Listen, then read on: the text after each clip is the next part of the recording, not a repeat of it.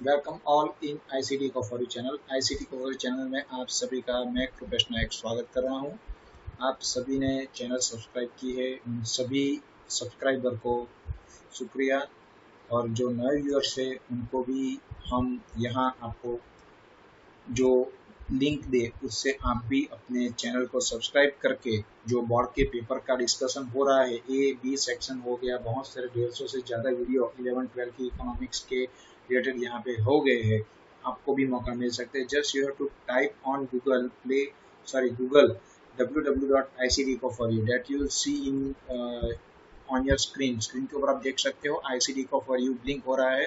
आपको गूगल के अंदर www.icd.for क्लिक करना है और आप अपने मोबाइल के ऊपर या आपके कंप्यूटर के ऊपर भी जैसे ही आप सब्सक्राइब करोगे, आप बेल बटन पे क्लिक करोगे, आपको 100% नोटिफिकेशन मिलते जाएंगे। मेरी यूट्यूब चैनल की जो स्क्रीन होगी वैसी होगी। और दूसरा, आप प्ले स्टोर के माध्यम से भी अपने ऐप को डाउनलोड करके आप जो अभी जितने भी वीडियो हुए हैं वो भी आप वहाँ लिंक अप होंगे तो नोटिफिकेशन से वो भी आप सभी को मिल जाएंगे।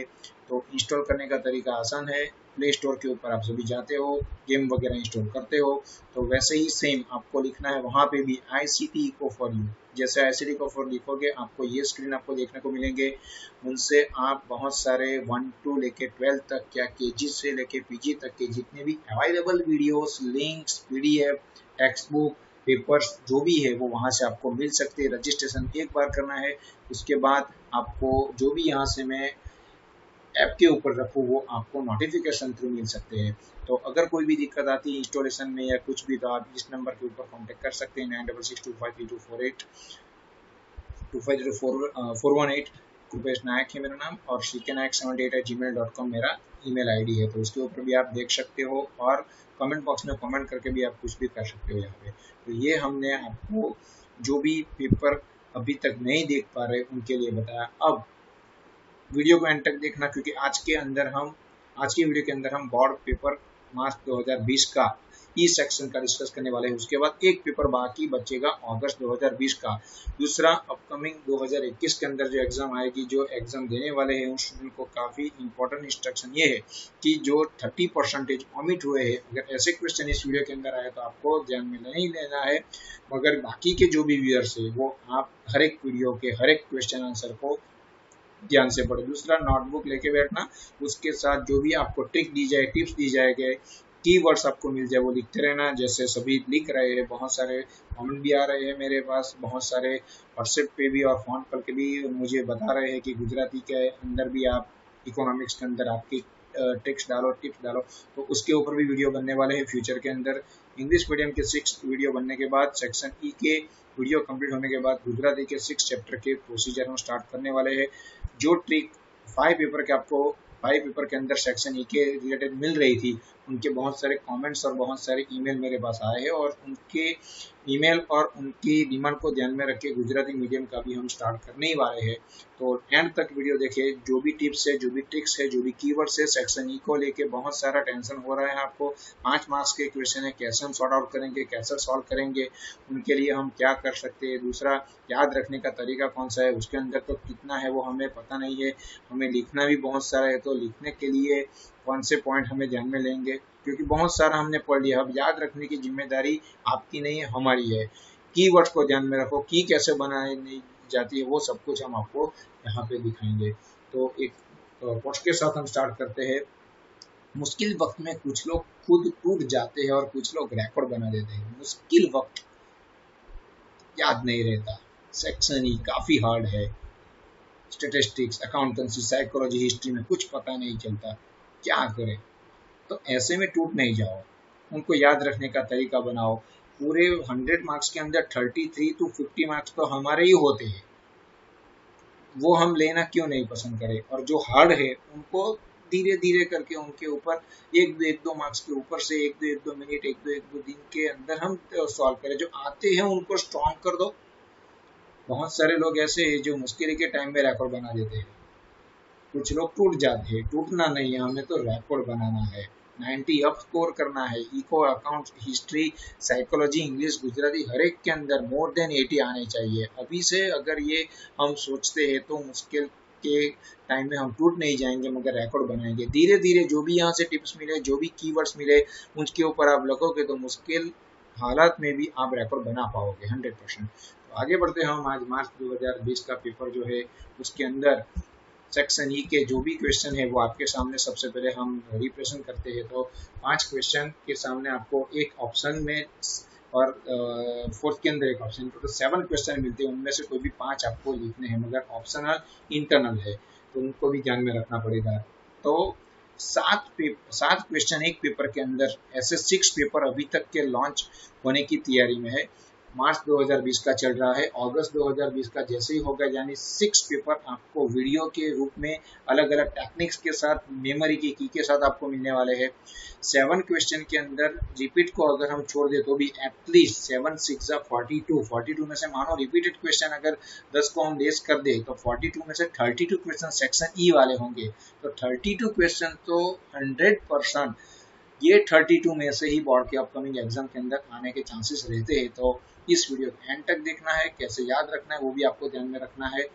सेक्शन सी और डी के बारे में भी प्लानिंग हो रही है, वो भी वीडियो आते रहेंगे आपको। तो सब्सक्राइब करना ना भूले, बेल बटन को प्रेस करना ना भूले ताकि आपको भी नोटिफिकेशन मिले और आपको भी बेनिफिट मिल सके। तो फर्स्ट क्वेश्चन के ऊपर सेक्शन ई के अंदर, state the important aspect to be consider while drawing a diagram और ग्राफ।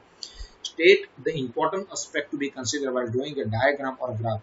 ये जो क्वेश्चन है उनकी की सबसे पहले काफी इंपॉर्टेंट क्वेश्चन है आप सभी के लिए। ये MD clearly present you for choice and measures.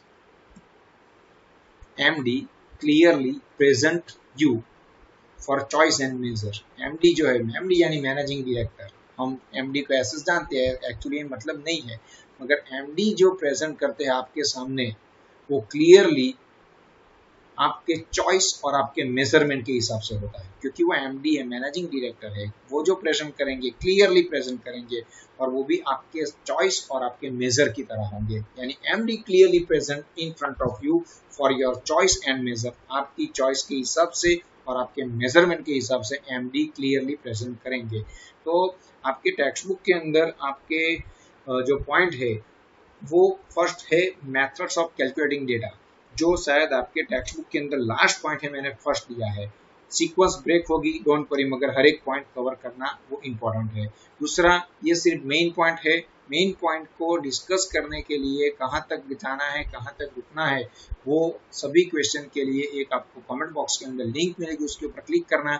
तो हर एक क्वेश्चन को डीप में कैसे लिखना है वो बात हम आपको समझाते रहेंगे वीडियो के अंदर, वो भी आपको लिंक मिलेगी आपके इसी वीडियो के एंड में। Now D that is data table and source of data.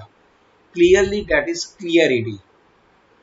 Represent that is representation of axis. Choice that is choice of types of diagram and their presentation. And measure that is measure and scale, that or scale or measure.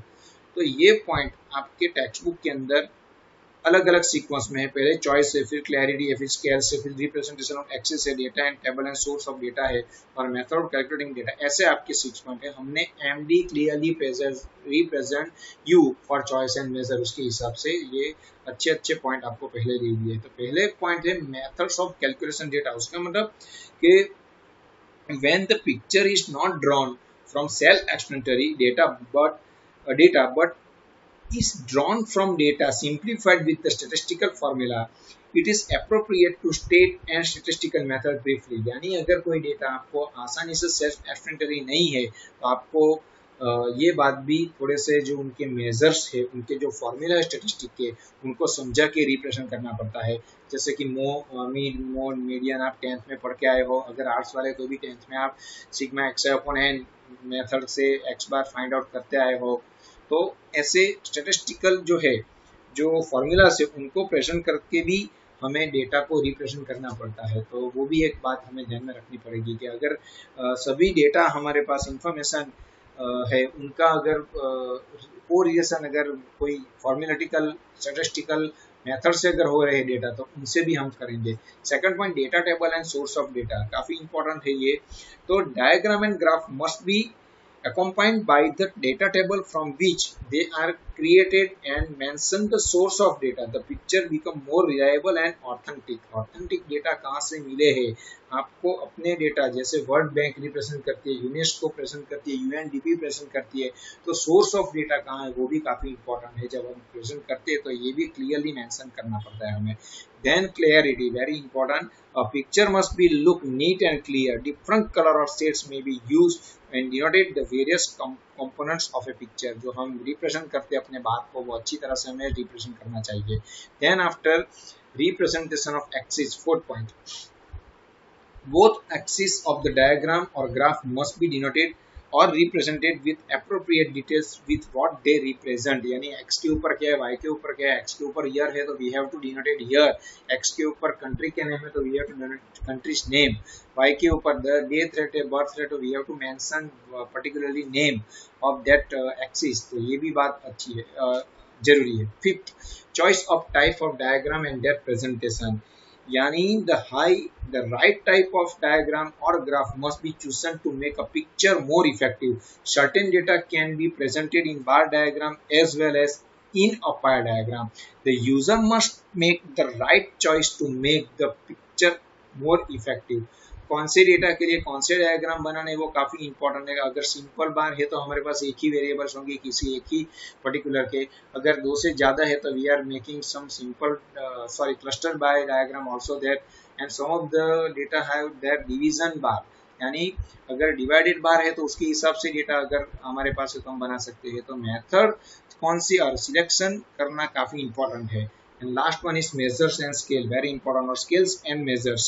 To make a picture look appropriate in size, scale must be taken into accordance with the data. हमारे data है उसके हिसाब से हमें जो y के ऊपर है वो काफी इंपॉर्टेंट है। मिनिमम 10 है, मैक्सिमम 1000 है, तो 1000 में से 10 लेस करके मिनिमम क्लास इंटरवल रिक्वायर्ड है, और वो भी कैसी होनी चाहिए, अप्रोप्रिएट, ज्यादा भी नहीं कम भी नहीं, उसके हिसाब से हमें स्केलिंग करनी पड़ती है। तो ये क्वेश्चंस आपको जो मैंने लिंक शेयर की उसके अंदर नहीं मिलते डीप में, इसलिए अभी हमने डिस्कस कर लिया है। तो 6 पॉइंट इस तरह के होंगे आपके डिस्कशन के अंदर, ये पॉइंट हमने कवर कर लिया है। Now next, discuss the step taken by India to reduce poverty during the planning period. Planning period के अंदर जो हमारी पॉवर्टी है उनको रिड्यूस करने के लिए गवर्नमेंट ने कौन से स्टेप लिए।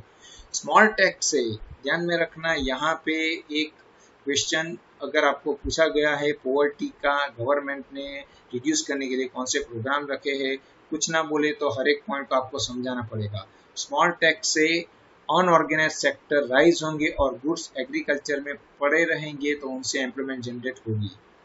ध्यान में रखना, गवर्नमेंट ने पॉवर्टी को रिड्यूस करने के लिए कौन से स्टेप्स लिए हैं, उनका जो कीवर्ड्स है वो काफी इंपॉर्टेंट है। जैसे स्टार्टिंग में मैंने समझाया था कि आपको ये सब कुछ करने और याद रखने के टेंशन लेने की रिक्वायरमेंट नहीं है, आपको सिर्फ और सिर्फ आपको कीवर्ड्स आपके नोटबुक में डाइजेस्ट में डिक्टेट करनी है ताकि आप अच्छी तरह से पॉइंट को समझ पाओ।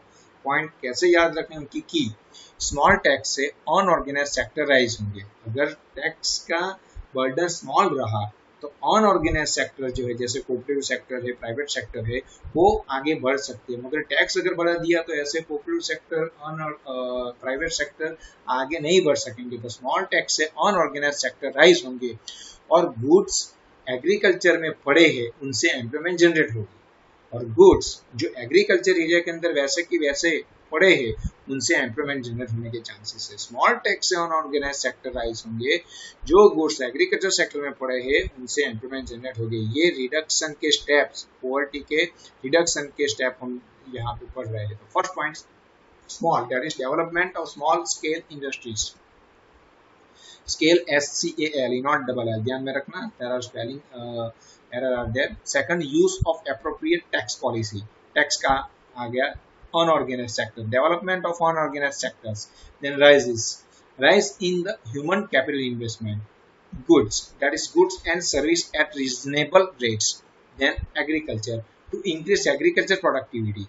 Then employment programs. ये 7 पॉइंट जो है वो आपको डिस्कस करने हैं। एम्प्लॉयमेंट प्रोग्राम के अंदर बहुत सारे प्रोग्राम है। अगर आप कमिंग 2020 के स्टूडेंट अगर ये व्यू कर रहे हैं तो मे बी पॉसिबल, एंड जो 30% के पोर्शन आपको कट डाउन किए गए थे कोविड-19 की वजह से वो आपको ध्यान में नहीं लेने हैं, और बाकी के जो व्यूअर्स है वो सभी पॉइंट ध्यान में लेंगे। तो ये बात आपको ध्यान में लेनी है। सेकंड, उसके कीवर्ड से कीवर्ड्स को पकड़ के रखना है, उसके अंदर डीप में डिस्कस करना है। डीप में डिस्कस करने के लिए कमेंट बॉक्स में जो लिंक है उसके ऊपर क्लिक करके आप सभी पॉइंट को समझ पाओगे। उसके अलग अलग वीडियो बने हैं, ध्यान में रखना। तो ये सेकंड क्वेश्चन यहाँ पे एंड हुआ। नेक्स्ट क्वेश्चन की ओर हम जा रहे हैं। मार्च 2020 के पेपर के सेक्शन ई का हम डिस्कशन कर रहे हैं। यहाँ पे सेकंड क्वेश्चन है what is poverty, explain it's indicator. यहाँ पे भी कोई भी बात हमारे एग्जामिनर ने पूछी नहीं है, यानी 5 यानी 6 ऐसा कुछ नहीं है। तो we have to complete its 11 points. 11 points की पॉवर्टी के इंडिकेटर्स याद रखना आपको नहीं है, मुझे याद रखवाना है। कैसे? तो उनके एक शॉर्ट स्टोरी है उनके पॉवर्टी को इंडिकेटर के कि इफ यू हैव एजुकेशन, अगर आपके पास एजुकेशन है तो आपके पास इनकम होगी। इनकम से आप घर खरीद पाओगे। घर अगर है तो उसके अंदर इलेक्ट्रिसिटी होंगे, आपके घर के अंदर वाटर भी होंगे, अच्छे पीने का पानी भी होगा और टॉयलेट की फैसिलिटी भी होगी, मगर आपको पढ़ना लिखना पड़ेगा। अदरवाइज अगर पढ़े लिखे नहीं है तो मेडिकल के डॉक्टर आपके घर पे आएंगे, आपको टेस्ट करेंगे, एज के हिसाब से अगर लो मेल न्यूट्रिशन आपके बॉडी के अंदर पाए गए तो आपको खर्च करना पड़ेगा, यानी आपकी हर एक इनकम उनके पास चली जाएगी और आप अनएम्प्लॉय हो जाएंगे।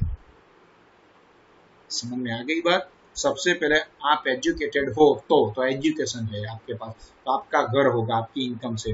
घर पे इलेक्ट्रिसिटी के चांसेस, यानी इलेक्ट्रिसिटी होगी, इलेक्ट्रिसिटी के साथ साथ पीने का पानी भी होगा, बेसिक रिक्वायरमेंट है, और टॉयलेट की फैसिलिटी होगी। ये 5 पॉइंट आप एजुकेशन ले रहे हो, एजुकेटेड हो तो। अगर नहीं है अदरवाइज तो मेडिकल की टीम आपके घर पे आ सकती है। मेडिकल फैसिलिटीज वो आपको टेस्ट करेगी एज के हिसाब से।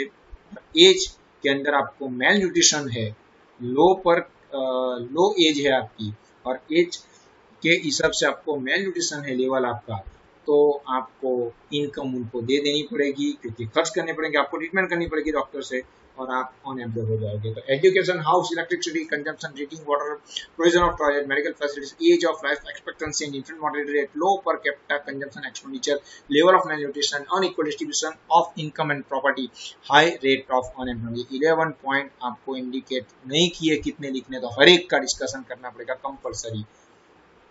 कैसे करना है, कौन सी ट्रिक है, वो आपको समझ में आ गई। डिक्टेट कर देना, अच्छी तरह से 2-3 बार पढ़ना, 11 पॉइंट आपकी जेब में हो जाएंगे। 2-3 बार पढ़ो ये ट्रिक को तो आसानी से 11 पॉइंट तो यू डायनाइट बाय आज का क्या रहेगा आपका, अच्छी तरह से याद कर पाओगे। Next, define death rate. What are the causes of the low death rate in India. Drought जैसे एपिडेमिक में स्टैंडर्ड ऑफ लिविंग नेचुरली बिगड़ जाते हैं। अगर ड्रॉट होता है वैसे एपिडेमिक के अंदर हमारा स्टैंडर्ड ऑफ लिविंग नेचुरली बिगड़ जाता है। डेथ रेट की बात है, यानी मर जाने वाली बात आती है, तो फिर बहुत सारा बुरा ही सोचना पड़ता है हमें कि ड्रॉट जैसे एपिडेमिक के अंदर स्टैंडर्ड ऑफ लिविंग नेचुरली बिगड़ जाता है। Drought, first control on drought. Death rate क्यों रुक गया, क्यों कम हुआ डेथ रेट, वो हम उनके रीजन जान रहे हैं। तो control on drought. Second, epidemic, that is control over epidemics. Standard of living, improvement in standard of living. Natural, that is protection against natural calamities and transportation facilities. 4 point काफी important है। अगर first question अगर 11 point का है तो आपको board ने थोड़ा सा रिलीफ कर दिया है नेक्स्ट क्वेश्चन के अंदर, जो 4 पॉइंट की आपको डिस्कस करनी है। Discuss the reason for low agriculture productivity of agriculture sector. Agriculture sector के अंदर लो प्रोडक्टिविटी के रीजंस बोर्ड के मार्च 2020 के अंदर बहुत बार आ गए। अभी तक के 5 पेपर के अंदर लगातार एक दूसरे पेपर को छोड़ के क्वेश्चन आ रहे थे। You mark it very very important. उनकी की ईंटों से घर बनेगा। कई बार ऐसा हमने पढ़ा है, ईंटों का जवाब पत्थर से मत दो, तो ईंटों से घर बनेगा। ईंटों से यानी institutional, technological and other reason है। कौन कौन से रीजन से एग्रीकल्चर सेक्टर हमारा लो है? तो सबसे पहले इंस्टीट्यूशनल फैक्टर, उसके अंदर बात करें तो किसान को रेवेन्यू कम मिलने पर फाइनेंशियल प्रॉब्लम होंगे और उनको मार्केट से पैसे मिलने पर सोशल स्टेटस सुधरेगा। किसान को अगर हम इनकम कम देंगे तो फाइनेंशियली प्रॉब्लम होगा, तो उनको मार्केट में जाके पैसे लेने पड़ेंगे, तब जाके उनका सोशल स्टेटस सुधरेगा। सिंपल लॉजिक से आप कीवर्ड पढ़ो। तो किसान को अगर रेवेन्यू कम मिले तो फाइनेंशियल प्रॉब्लम होगी, मार्केट से उनको पैसे लेने पड़ेंगे, तब जाके सोशल स्टेटस सुधरेगा। 4 पॉइंट ही है, मगर एक लाइन, एक समझाने की बात हुई। एग्रीकल्चर है यानी किसान की बात होती है, उनको पैसे कम मिले, फाइनेंशियली उनको प्रॉब्लम होंगे, तो मार्केट से उनको पैसे लाने पड़ेंगे, तब जाके सोशल स्टेटस उनका सुधरेगा। ऐसे पॉइंट को ध्यान में रख के हमने बनाया है। First revenue that is land revenue collection, second finance that is agriculture finance, third market that is agriculture marketing, fourth social that is rural social structure. ये 4 पॉइंट आपके लिए काफी इंपॉर्टेंट है इंस्टीट्यूशनल फैक्टर के लिए, जो लो एग्रीकल्चर प्रोडक्टिविटी के reason बन जाएंगे। Now technological factors, technological factor के की पॉइंट्स। बुलक को छोड़ो, पेस्टिसाइड उपयोग में लो, पेस्टिसाइड का यूज करेंगे, बुलक को छोड़ देंगे। यानी first point is use of bullock instead of modern means and pesticide that is use of very less pesticides. ये भी एक रीजन हो सकते हैं लो प्रोडक्टिविटी के, बुलक को हम यूज करते हैं, मॉडर्न को नहीं पिक करते, तो ये भी एक रीजन हो सकता है लो प्रोडक्टिविटी के। और पेस्टिसाइड का यूज कैसे करना है वो पता नहीं है। सेकंड अदर फैक्टर, पॉपुलेशन के प्रेशर से इकोनॉमिक प्लानिंग बिगड़ जाती है। अगर पॉपुलेशन बढ़ गया तो इकोनॉमिक प्लानिंग हमारी बिगड़ ही जाएगी। तो first point is pressure of population, land के ऊपर ज्यादा पॉपुलेशन के प्रेशर है, उससे भी लो प्रोडक्टिविटी है। और economic planning that is main, lack of economic planning. तो ये 3 पॉइंट के अंदर हमारे जो पॉइंट्स है उसके 4 + 3 + 2 यानी 9 पॉइंट है यहाँ पे डिस्कस करने के लिए। लो प्रोडक्टिविटी के reason, what are the reason? तो इंस्टीट्यूशनल है, टेक्नोलॉजिकल है, अदर्स है। इंस्टीट्यूशनल के अंदर 4 पॉइंट है, low revenue, agriculture finance, agriculture marketing and rural social. And technological के अंदर 2 पॉइंट है, use of bullock instead of modern, bullock का अभी भी यूज हो रहा है, और लेस पेस्टिसाइड्स। ये पॉइंट के बाद थर्ड पॉइंट अदर्स के भी काफी इंपॉर्टेंट है। पॉपुलेशन के प्रेशर से हम जा रहे हैं, तो प्रेशर ऑफ पॉपुलेशन और इकोनॉमिक प्लानिंग बिगड़ती है। तो ये जो कीवर्ड्स है, कीवर्ड्स काफी इंपॉर्टेंट है, लिखते रहना अपने नोटबुक में, तो और 2-3 बार बोलते रहना, तो फिर आप जीत गए इकोनॉमिक्स में। कोई फिर बड़ा नहीं है काम, क्योंकि लैंड रेवेन्यू कलेक्शन सिस्टम के पॉइंट आए तो उसके अंदर पूरे साल पढ़ रहे हो तो 100% आपके दिमाग में से पॉइंट के अंदर से बात 2, 3, 4, 5 आप लाइन भर ही दोगे 100%, दैट इज फाइनल। ये आप कॉन्फिडेंस रखो कि अंदर के बारे में हम सब कुछ जानते हैं, पॉइंट नहीं आ रहा, तो पॉइंट को याद रखने का तरीका मैंने दे दिया, तो 100 में से 100 के भी लिस्ट बनेंगे इकोनॉमिक्स के अंदर। Since 1966, modern agriculture emerged in India. Discuss in context of modern agriculture in India. तो ये थोड़ा सा आंसर जो है उनके लिए की बनाई है। अगर हम प्रोटेक्शन के लिए ग्रीन क्रॉप को पसंद करेंगे तो एक जोरदार रिसर्च होगा। अगर हम प्रोटेक्शन के लिए ग्रीन क्रॉप को पसंद करेंगे, अगर हमें हमारा प्रोटेक्शन करना है तो ग्रीन क्रॉप अगर हम पसंद करते हैं तो एक जोरदार रिसर्च हमें मिल सकता है। तो crop that is called crop protection, protection that is crop protection, then green that is green revolution, then crop that is called multiple cropping, and then research that is agriculture research। ये 4 point को याद रखने का तरीका कि अगर protection के लिए हम ग्रीन क्रॉप को पसंद करेंगे तो जोरदार रिसर्च होगा। 1966 के अंदर मॉडर्न एग्रीकल्चर की जो बात हुई, उनके कंटेस्ट के अंदर एग्रीकल्चर को हम डिटेल में डिस्कस करें तो यहाँ पे 4 ही पॉइंट है। आपने देखा कि टोटल 5 क्वेश्चन के अंदर बैलेंस हुआ है, 2 क्वेश्चन ऐसे है कि जिसके अंदर 4-4 पॉइंट ही थे, बाकी के क्वेश्चन के अंदर 11-11 पॉइंट है। तो ऐसे भी बैलेंस हम कर सकते हैं, क्वेश्चन पढ़ के घबराना नहीं है। बैलेंस ही क्वेश्चन पेपर होते हैं, लेंथी होते ही नहीं है। एक में अगर ज्यादा वक्त गवाया है आपने तो उसकी आपको चिंता करने की जरूरत नहीं है। दूसरे के अंदर कम आपको पॉइंट में ज्यादा मार्क्स मिलने के चांसेस रहेंगे, कम पॉइंट में ज्यादा मार्क्स आपको मिलेंगे। तो ऐसे आपको याद रखना है, अगर हम प्रोटेक्शन के लिए ग्रीन क्रॉप को पसंद करेंगे तो एक जोरदार रिसर्च होगा। Protection that is crop protection, green that is green revolution, crop that is multiple cropping, and research that is agricultural research. Point के अंदर क्या है उनके लिए वीडियो की लिंक आपको दी गई है कमेंट बॉक्स के अंदर, वो आप देख सकते हो, या आपने पूरे साल जो पढ़े हैं वो ही आपको लिखना है, वो टेंशन मत लो। तो ये ऑप्शन में पूछा गया क्वेश्चन था 4 के अंदर। ना 5th question is the graph, काफी इजी पूछ लिया। देखो आपको 11-11 पॉइंट के सामने आपको ग्राफ काफी इजी पूछा। नॉर्वे के अंदर, अमेरिका के अंदर, श्रीलंका के अंदर, इंडिया के अंदर और पाकिस्तान के अंदर जो नेशनल इनकम के एनुअल ग्रोथ रेट है वो पूछ लिया। क्लस्टर बार नहीं पूछा, सिंपल बार पूछ लिया आपको। ये जो नजर आ रहे हैं आपको बड़े बड़े पिलर ऊपर जा रहे हैं ऐसे, तो यहाँ पे एक्स के ऊपर country that is totally independent variables और ये टोटली डिपेंडेंट वेरिएबल्स है। यहाँ पे सबसे पहले आप देखो तो एनुअल जो ग्रोथ रेट है वो हर एक कंट्री का एक्स के ऊपर है, और y के ऊपर मिनिमम 2 और मैक्सिमम 7 तक था, तो 2 के इंटरवल पे गया। आप 1 2 3 4 5 6 7 8 9 10 करके भी जा सकते हो, क्योंकि क्वेश्चन ऑफ ओनली 1, तो ऐसे भी आप जा सकते हो। दूसरा अब बात हो रही है उसकी एनालिस की। एक्स के ऊपर कंट्री, वाई के ऊपर annual growth rate of national income in percentage. तो परसेंटेज से यहाँ पे आपको एनुअल ग्रोथ रेट बता रहा है वेरियस कंट्री के। First of all we have compare this with our country to America. 7.3 है, यहाँ पे 2.4 है। इंडिया का फास्ट है, उसका मतलब ये नहीं कि इंडिया काफी आगे है अमेरिका से। ये ग्रोथ रेट है एनुअल, ये 2.4 से भी हमसे ज्यादा प्रोडक्शन करता है, इंडियन इकोनॉमी से भी ज्यादा अमेरिका करता है। और नॉर्वे 2.2 जो करता है वो अमेरिका से बहुत ज्यादा है, क्योंकि Norway is first on the HDI। Why? Because the value of HDI is 0.944। तो अमेरिका की वैल्यू और HDI की सॉरी नॉर्वे की NI की वैल्यू जो परसेंटेज में हम देख रहे हैं वो कंपेरेटिवली इंडिया से कम है, मगर वहाँ पे ग्रोथ है, यहाँ पे डेवलपमेंट है।